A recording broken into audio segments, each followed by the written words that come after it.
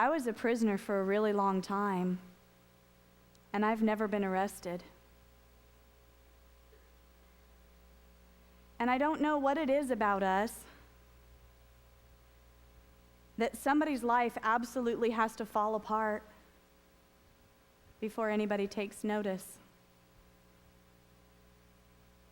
I would venture to say, because of what the Lord put in my spirit, that a lot of you are in a prison right now, in a prison like mine, in an emotional or spiritual prison, trapped up in addiction or self-injury or promiscuity, dealing with the ramifications of being a murderer or a prostitute or an abuser or the abused.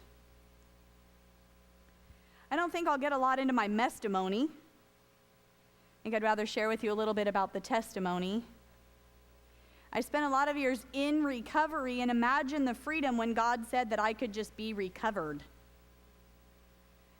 The work that I had to do in the rooms of recovery was about the effects of all of the things that had happened to me, and to understand who I had come to be as a result of all of those things. But the years of nursing and rehearsing the actual things that had happened came to an end, and God said, it's time to step into the promised land. I brought you out of Egypt. You wandered in the wilderness, and now it's time for the promised land. So by showing you a video of how people end up in prison and what they need, as you watch that video, I imagine you think, those are some of the things I've been through.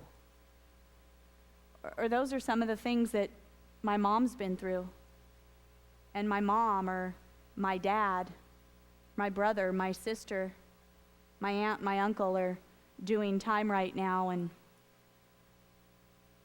lots of us are doing time right now. And we all need the same thing, don't we? Don't we need love?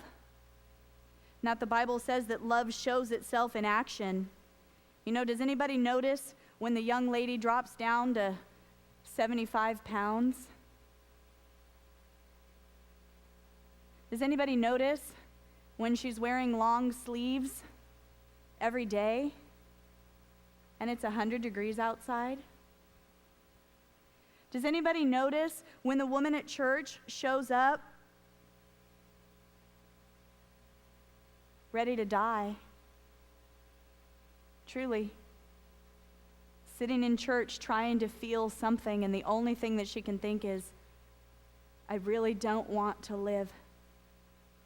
The husband gets arrested and gets thrown in jail, and for the first time she shows up, and for the first time, because we realize that he got locked up, and we find out maybe through the rumor mill, because, you know, that's what gets our attention, is good gossip, right? I mean, those of you young people in school, you find out what's really going on from somebody who really cares. Yeah. So we find out that, you know, he got locked up, and suddenly we realize that her eye's black. And suddenly we realize that he's been beating the kids too. And some of you kids have been coming to church week after week after week with bruises, maybe not physical, maybe emotional. And what is it about us people that, you know, we're so busy, or we're so caught up in our own stuff that we just don't want to enter in?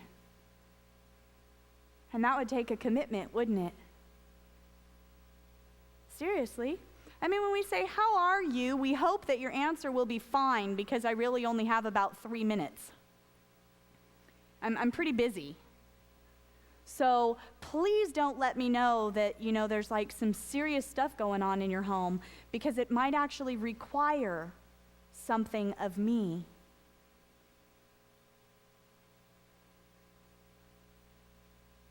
Some of you have the opportunity to minister to prisoners. Look around you. There's lots of them in this room. I see them. I speak at churches. I spoke in Nebraska this past weekend, and the Lord really, the fire of God really came, and one of the pastor's wives came up to me, weeping at the altar, and she said, I'm that dead Christian that's become lukewarm. What happened to the fire? It's easy to have our fire put out, isn't it? One harsh word. We can go from being way up on top of the world and we've got it made and we feel so good about ourselves and we do believe that there's a plan and a purpose for our life, and one harsh word, we're crushed again. We act out in a particular type of behavior, hoping that anybody will notice, and if nobody notices, we're crushed. I didn't read about this in a book. This was my life story. Please tell me that I have something of value.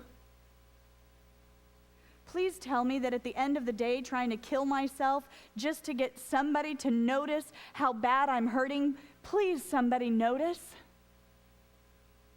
And oh, the lies that the enemy tells us when nobody notices. See, I'm not worth anything. Nobody cares. Nobody cares about me. Woo, I feel right at home. Go Neil, you made me feel right at home, like an officer's walkie-talkie just went off.